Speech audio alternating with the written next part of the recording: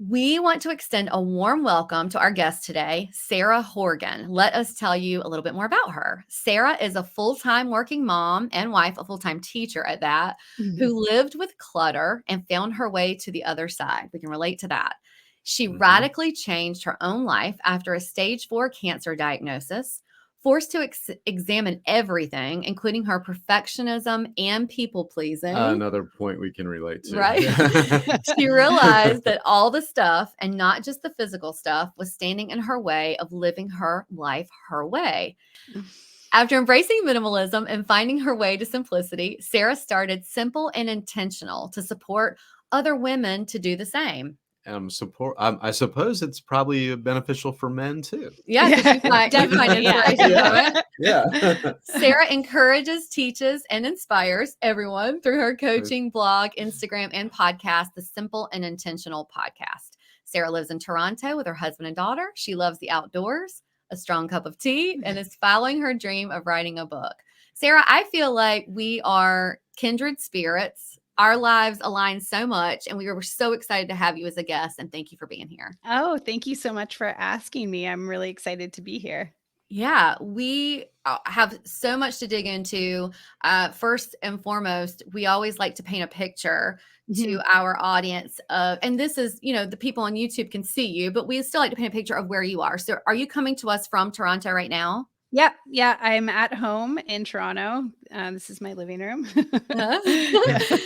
And are you originally, are you a lifelong Canadian? Yes, I was born in a suburb outside of Toronto, and now I live in Toronto. So I've always kind of lived in the same area. It's the beauty of the internet that it connects you to people all over the world. So we love that. True. Yeah, and despite our distance, we can tell you're very relatable to our experience. Yes, for sure.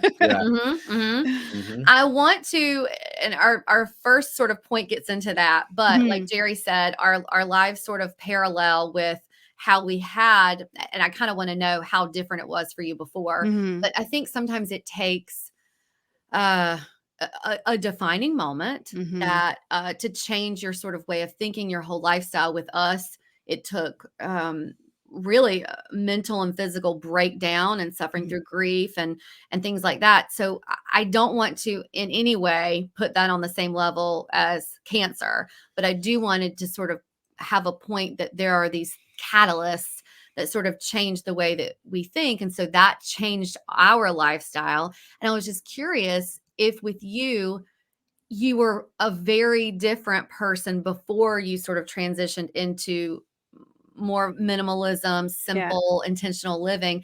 And how did that transition come about? If you could just walk us through that. Yeah, totally. First, I want to say I feel like cancer always feels like such a big thing, and it is, but I feel like everybody goes through their own, like you said, the like defining moment that's a catalyst that like pushes you to change. And I feel like that's hard no matter what it is, like it's your hard. And yeah. And I find that too with my guests as well. Like there's just a breaking point for people where they're like, I can't live like this anymore. I have to change. And for me, the first push was my cancer diagnosis. Like I sort of suddenly I was a teacher. I'd been sick all the time and I didn't know why. And I was always tired. And so when I got this diagnosis, like in some ways I was like, because now I know why I feel this way. But it was also like a stage 4 diagnosis. It was really scary and things happened really rapidly. And so in some ways I was given this sort of like gift of time off work while I went through this. And I didn't have my daughter at that time. So it was just me. And I spent a lot of time like reading and learning and reflecting. And I made this sort of like promise to myself that I would stay present with my feelings as they came and that I wasn't going to try to like push away the hard stuff because I have this belief that part of illness results from, our emotions. And so I really wanted to deal with those things. And so I feel like my cancer diagnosis was where I dealt with my mindset. And I went through my perfectionism and my people pleasing, which I had actually thought perfectionism was kind of a positive before I had cancer. I did too. Like, I was like, oh, yeah. I'm like, oh, I'm really detail orientated. I just like have a high bar and like, yeah, that's right. That's right. But then when I looked at it and I was like, and you know, I started to read and like learn about perfectionism, and I was like, oh yeah, that actually does completely hold me back from trying new things and like doing the things I want to do, or it makes me feel really stressed and like have a hard time just like not like hitting that high bar. And when I don't, I'm really hard on myself. And so all that sort of inner work, I think, and the people pleasing part as well. Like, I think I, you know, got tested on that a lot because, you know, when you have cancer, you're tired, like you're really tired, and your treatments tire you out, and you just don't have the ability to be a people pleaser anymore, I think. Or if you do, you're like using all your energy for that. So I just like, I stopped. I said, you know what, I don't have energy to make you feel good about this. Like,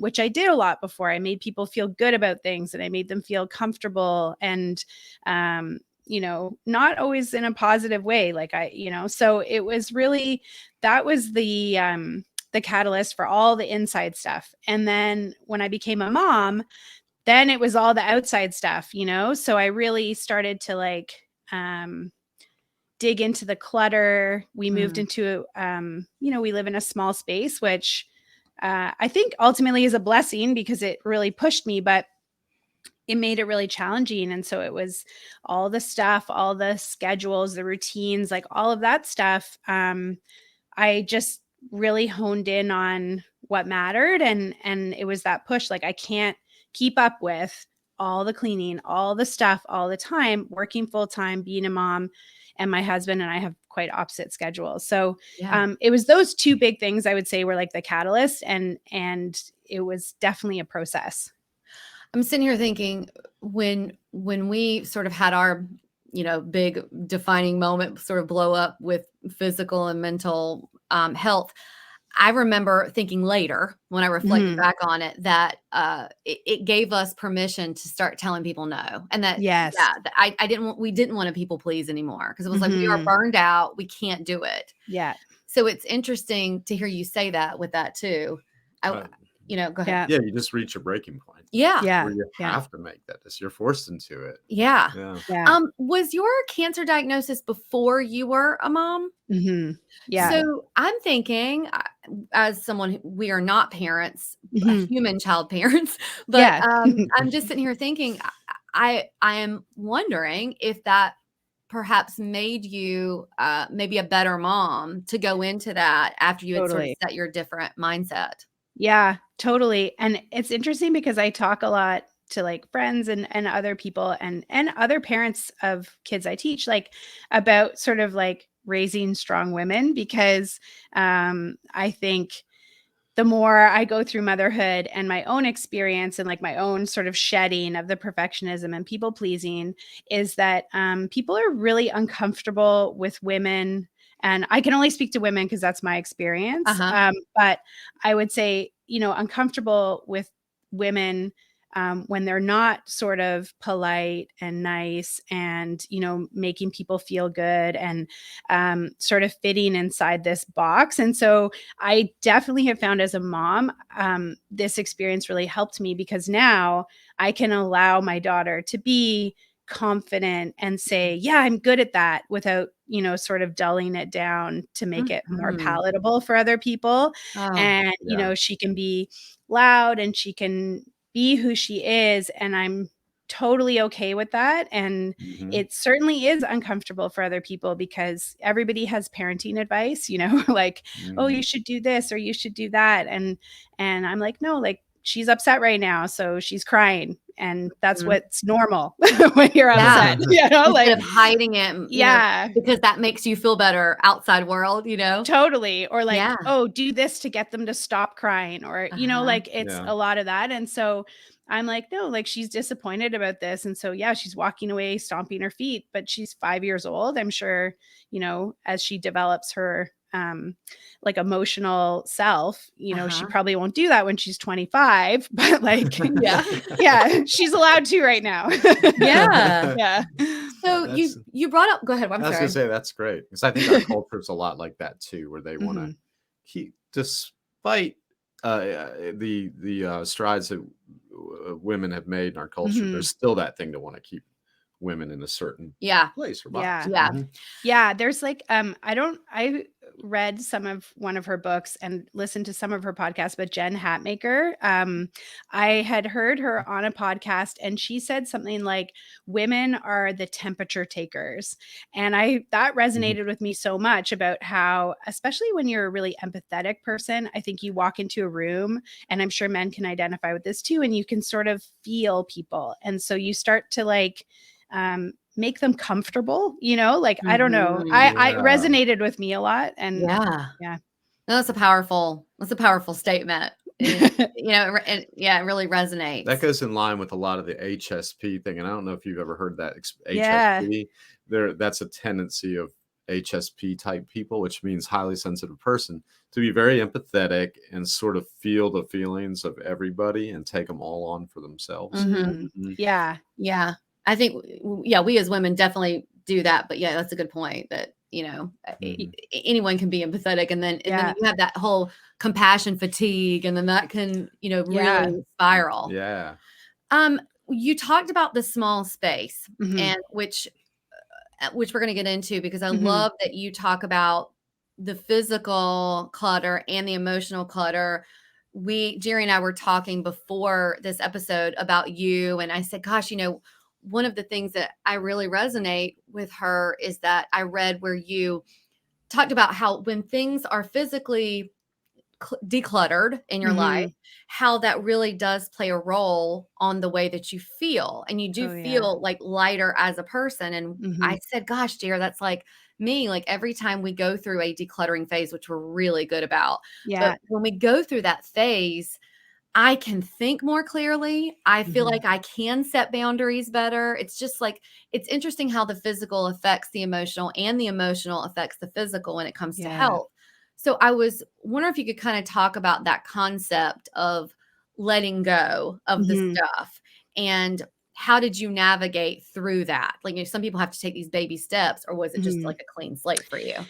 It was definitely a process for me. I would say, like, when I really, really deeply started to get rid of lots of stuff, I actually started with Project 333, which have you heard of that? So it's like, for people listening, it's Courtney Carver's like wardrobe declutter challenge, where you choose 33 items for 3 months, or something along those lines. Like, it's your version. But so I had decided I was going to do this because I knew my wardrobe was a big area for me. And I'd been decluttering, we moved, and I'd let go of a lot of stuff, and I've been sort of working through it.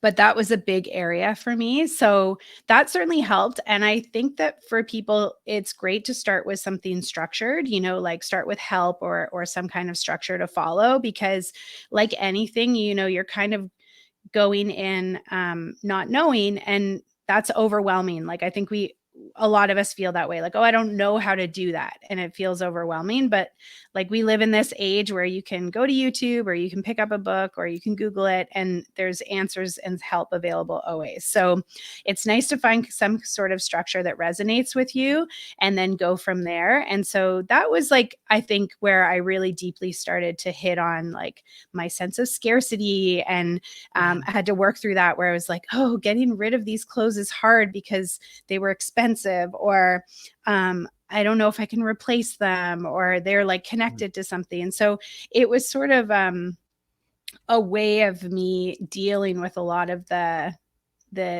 reasons that people hold on to clutter in this like, sort of box. And another strategy that came out of that process that she talks about is having like packing everything away into a box, and, you know, you can stick it in the basement, like all the things that you're unsure about, and then living without them.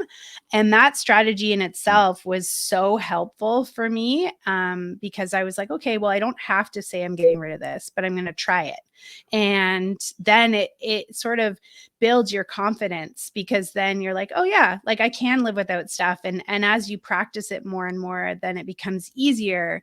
And it's also a practice of making decisions. Like, if you are not a decisive person and it's hard for you to make a decision, it's really hard to decide you're going to let go of something. So you have to like build your confidence and be like, I can say no to this and it's going to be okay. Like, you know, she's talking about, when she talked about putting the clothes away, I was thinking about some people in our life who have, actually had, they don't anymore, things in storage, like paying for storage. And I would always say, if you don't even know what's in there, get rid of it. Like, you don't even know what it is. It's the same concept with the wardrobe and Courtney Carver's whole concept, which I love. I did something very similar. I think too, it's like, you know, when you start thinking about living more intentionally, which you really promote and you coach women through.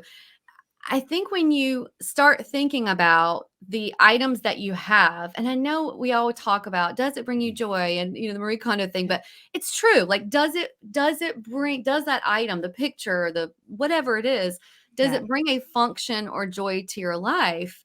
And it seems like with you, you know, with living more intentionally, which we try really hard to do. And I think it is a practice that you have to, you know, work through to be in the moment and, you know, put mindfulness through it.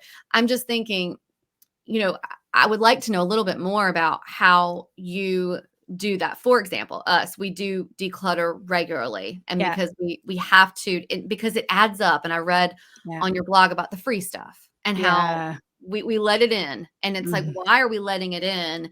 So I'm wondering, do you constantly practice it, or do you feel like you do? So it's not something that just comes naturally now and it's like a work. I think I constantly think about it. Like, I think all of us, like you said, the world's full of stuff, and it's going to come through your door. Especially if you have kids. Like, I have to say, they're like, just the amount of stuff that comes through with like birthday parties and school and like, it's a constant flow. And so you do, like, I think that's important to recognize.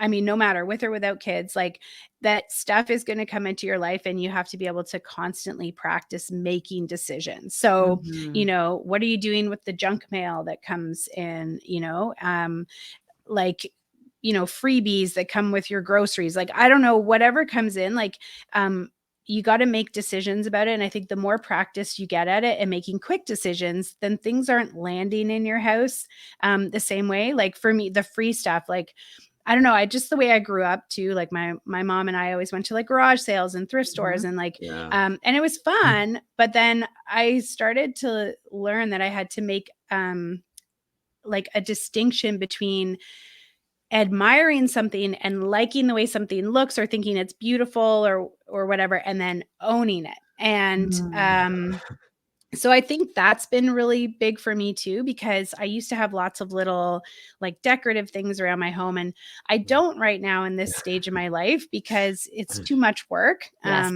don't want to dust things. I don't want to move them around. I just, So I think when you can make the connection between like, okay, if I own something, this is what goes into it. Do I want that? And then if I decide that I don't want it anymore, like with the free stuff, I used to think, okay, well, if I don't want it anymore, I can just get rid of it. But then you still have to get rid of it. Like, that's still a job for you. So it's energy, like you have to put out. So, oh gosh. I think that's when you can make that connection, like stuff equals work in some capacity, and you can commit to the work or say no to it. And I've just found I say no most of the time. That's great. And it frees you up for stuff you really like to do. Or that you really 100%. like in your home. You know, I just like you enjoy the things that you have more because they're more present. You can see them. Usually they bring you joy or for us, like a function or somewhat. So I love hearing from someone like you who, from the outside person, it seems like you really have this practice down. So it is nice to sort of hear that you still do work at it sometimes. Yeah. I think I think it's like exercise. Like I say to people, like, it's not just like you're going to exercise for 30 days. Like you're going to exercise for the rest of your life. So stop thinking about it like, or move or be active in some way. Like just think about it like this is something you want to be doing because it's like good for you. It takes care of you. It's self-care. So you're just going to be, you can't just make decisions about everything, declutter your house, and then never make another decision about your stuff again, because you're always going to have stuff and things are going to break and you're going to have to replace them. And it is exhausting. Like we have so many choices. Like it's exhausting to make choices. Like you go into a store and you're like, oh, I need a new blender. And there's like 15 blenders. Like it's crazy to, so I think the more you also like letting go of the perfectionism or like, I'm just going to choose a blender and it's going to be okay. Yes, absolutely. Absolutely. Because I'm mathematical too. So I'll sit there, and especially if it's food and we're choosing between things, we'll go, okay, this many ounces for this much. And I go, oh, man, I got to figure out the math because I'm just the way I do it. And then you stand there for a while. Overthink it. I think we overthink most things in our life. I mean, as a society, I think that we do that. Yeah. It's hard not to. It is, and like, especially when you're forced between two or 10 choices, like it's like, okay, well, what are the specs on this one? And like, I want to make one, and you want to make one purchase because you don't want to replace it a year later either. So it like, there's so many things, but it is really hard for us, I think. Yeah, it is. Well, your platform emphasizes, like we talked about finding joy in moments, mindfulness. Can you share some practical ways that either you do or that you help people with your coaching to incorporate mindfulness and gratitude into your daily routine? Yeah. So number one, I meditate every day. Of course I miss a day sometimes, but like I commit to like meditating pretty much every single day. And I can tell when I don't. And it's something that I started when I had cancer. And I've read all the research about it. There's like a lot of good reasons to do it. If you're somebody who like needs that sort of push, it reduces your stress and your inflammation. It'll help you sleep better.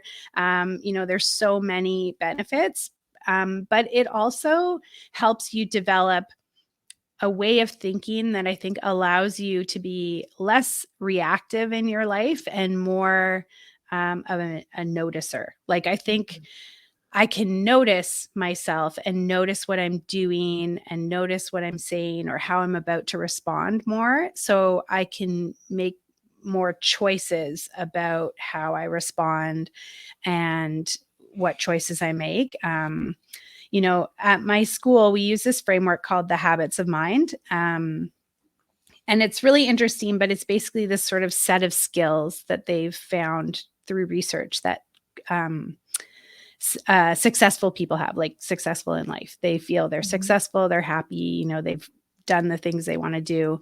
And one of them is managing impulsivity, which I realized I was like a super impulsive person when I started my job. And I was like, wow, like just you can notice how quickly you respond to things like, oh, I'll help you with that. Or, just little ways we're impulsive. And so I think that like meditation allows you to be less impulsive as well, which is really helpful when it comes to stuff and, like keeping yourself clutter free as well. But I just think like that one practice in itself is so impactful on how I feel, how I think, how I respond to things. So that's the number one thing I really encourage people to do.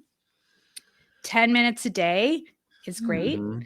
15 to 20 feels awesome. And like, YouTube apps, like books, everything's out there for you. So you can find your way. But just to be able to sit with yourself and be present, be still, just let things go. it builds capacity for also dealing with hard things. Right. So I think that's a really important one. Mm-hmm. And then the second one is like a practicing gratitude in some capacity.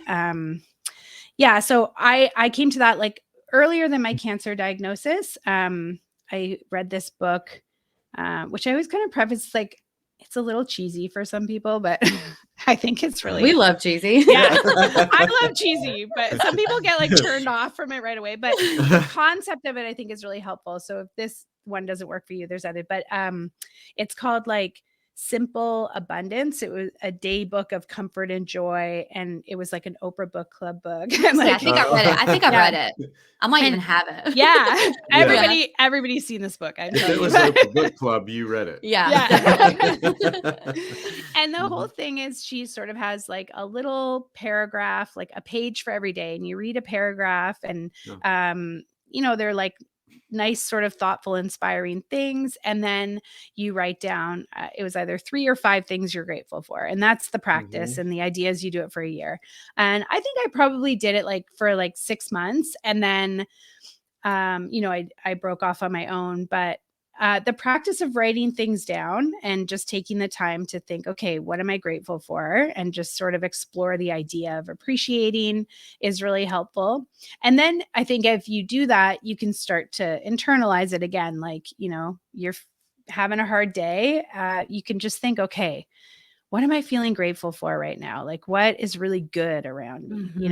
It's breezy, it's sunny, like these shoes are really comfortable, like I have clean water, like whatever it is, but you can incorporate them. And so I think both of those things really like blend together really nicely because they do help you develop into a mindful person who's noticing, not reacting, and appreciating. So I would say those two, simple, you can do it, both of them in less than half an hour, less than 20 minutes a day, really. Yeah. And they're so life-changing. Well, and I was going to say too, those two things specifically do seem to weave their way through anything you read about self-care or self-help. And you don't ever really read about anybody say, so here's the downside of meditation. Yeah. There isn't.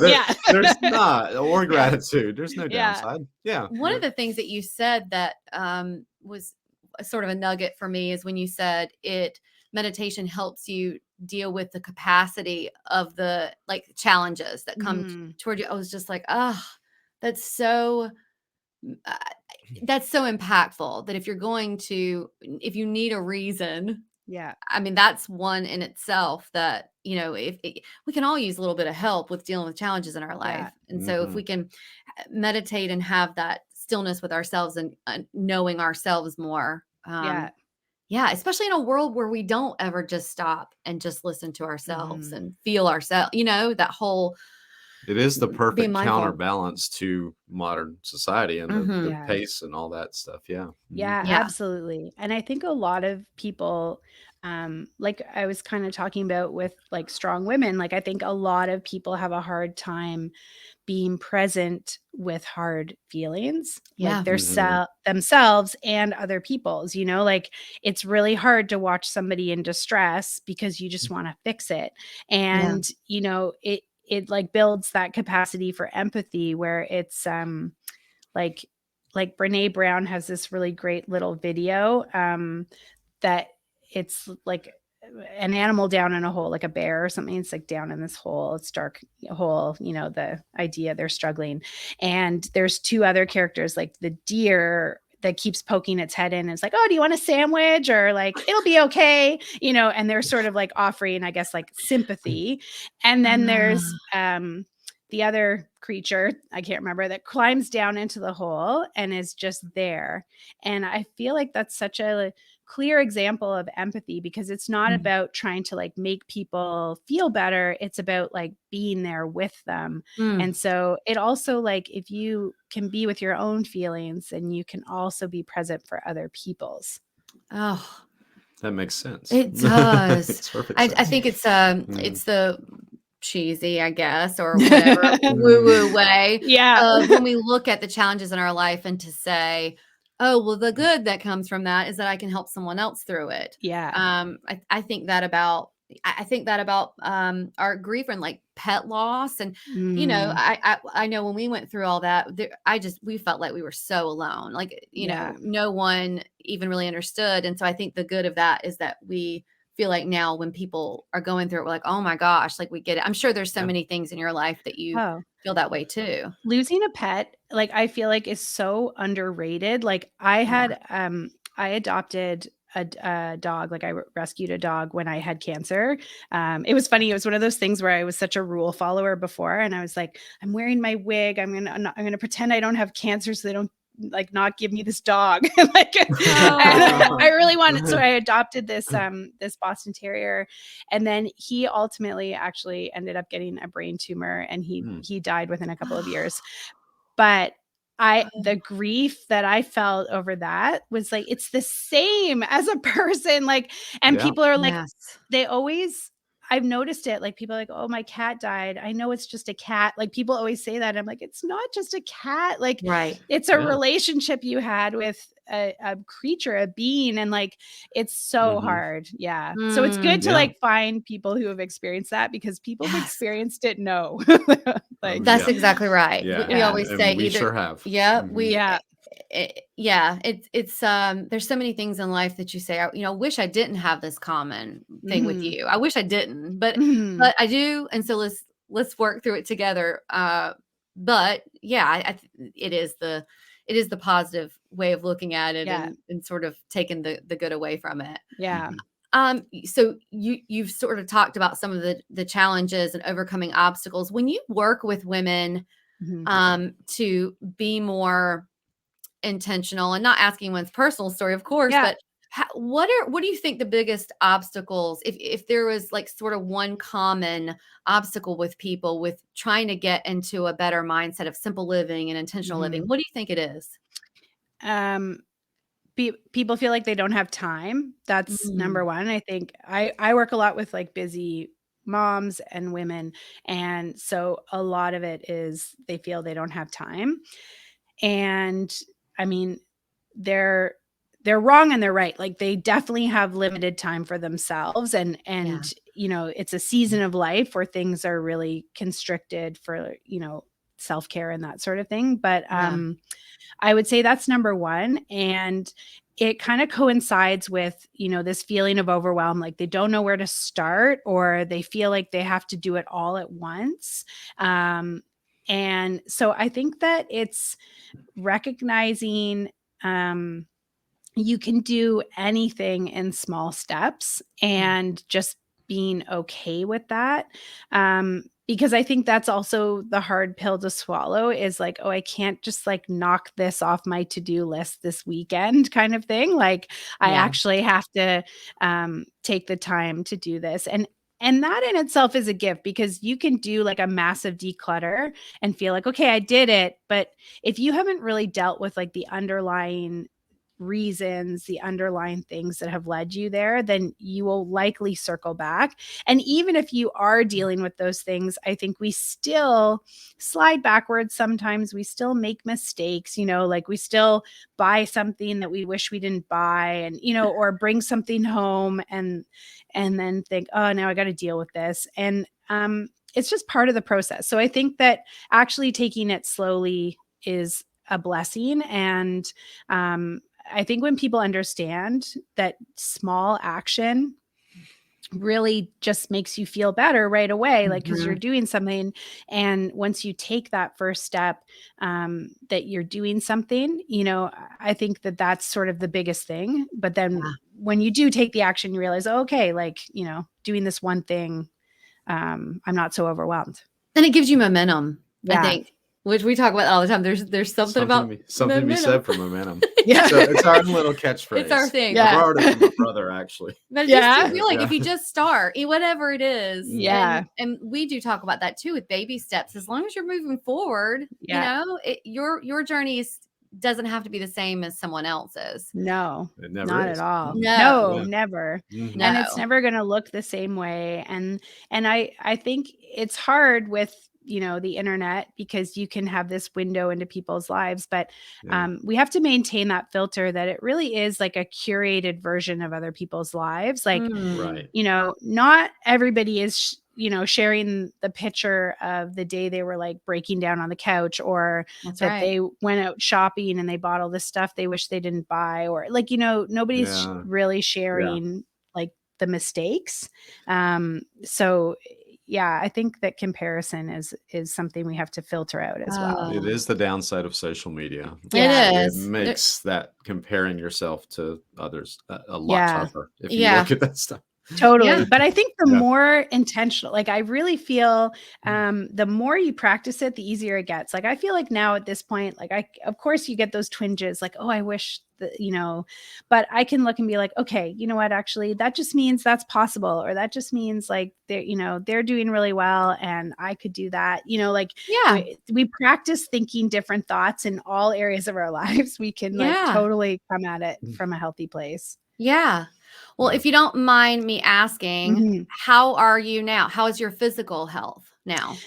Yeah, my physical health is good. I've been so I had lymphoma. I'm clear for lymphoma. Like it's been long enough. I now get screened for other kinds of cancer, because that's sort of like what happens when you get one kind of cancer and you get treated for it. It puts you at risk for other kinds of cancer.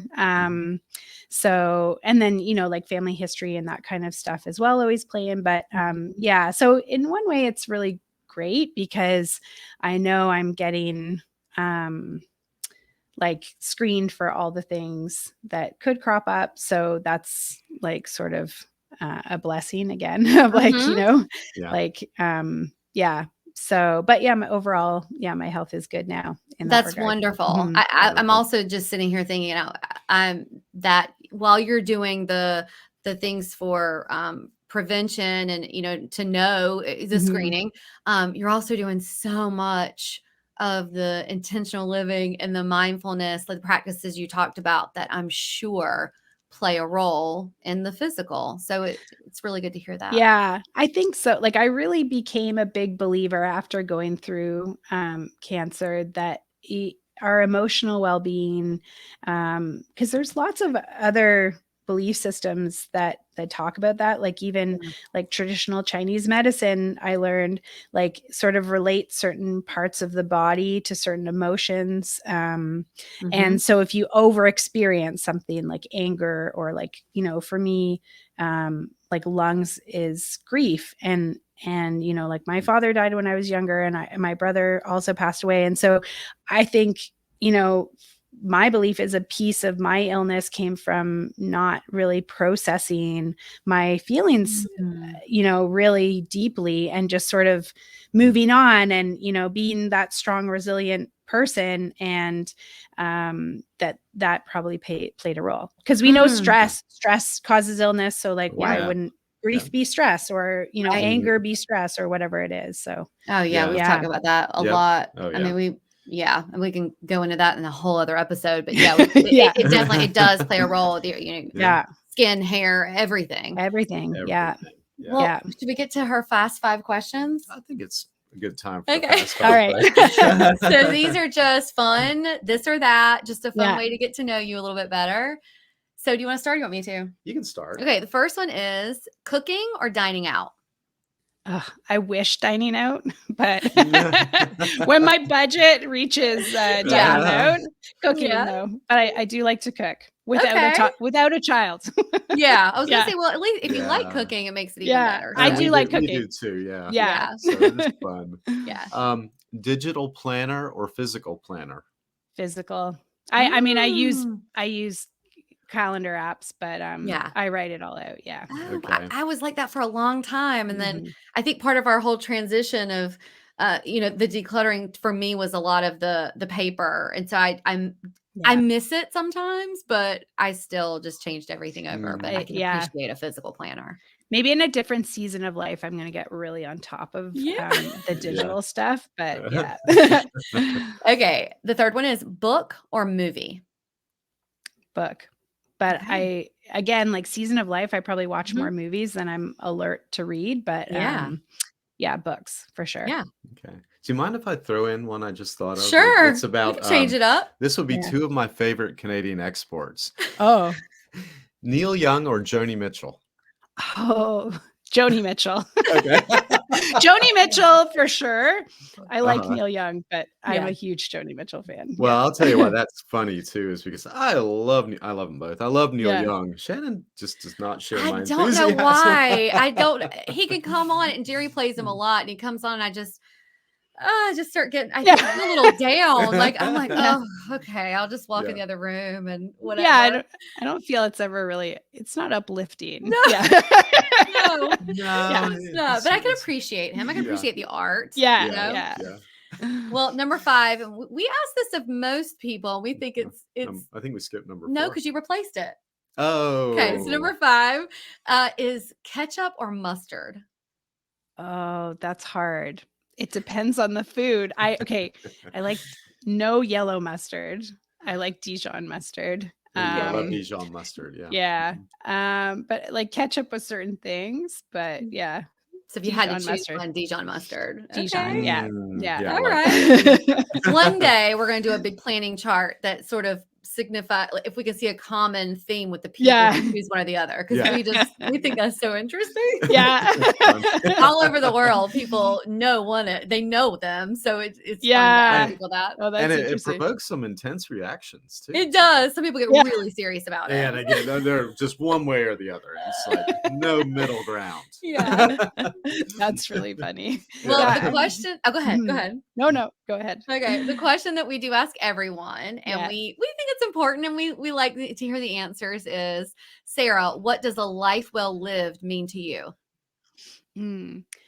I think it means like being able to find peace and joy in the way that you live. I think it means that you're choosing, because for me, a lot of my life, I didn't really recognize that I could choose so much, and that you have so much choice over so much in your life. So I really think that is really important for people to feel that they have choice. It's empowering, it relieves that stuckness feeling.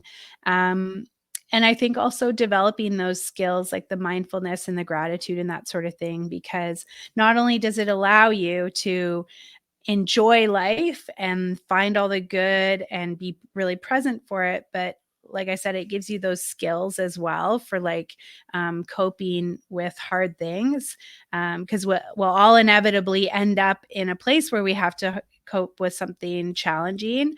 I think that life is hard, like when you're not choosing and you're not doing the things you want to do, and it's hard to get where you want to go. So it's like kind of choose the hard. And so I think it's figuring out really what you want and choosing it. I love that so much. And I think it also goes back to feeling, how many times in life do you feel resentful of something you feel like you have to do, or resentful of, I need to make sure that this person, because they're going to feel a certain way if I say no. It goes back to what you were saying, that we do have choices. I'm sitting here thinking of so many things where I just don't want to do that. Well, I do have the choice. I cannot do it. And then when you recognize, it's like, okay, I know I am going to choose to do the thing, but then I'm going to come into it with like a different mindset, because it's like, it doesn't because it can feel harder than it needs to as well. Like I heard Oprah say once, she was talking about like when she was filming a movie, and she said it was like the middle of the night and she had to go back and like film more, and she was so tired, and she kept saying over and over again, "Oh, I'm so tired. I'm so tired," which I feel like I do all the time, like as a mom. And I like see Oprah in this like period piece costume in my head in the middle of the night saying like, and then she says, "I'm getting my second wind. I'm excited about what's coming up," and like change the like I am statement.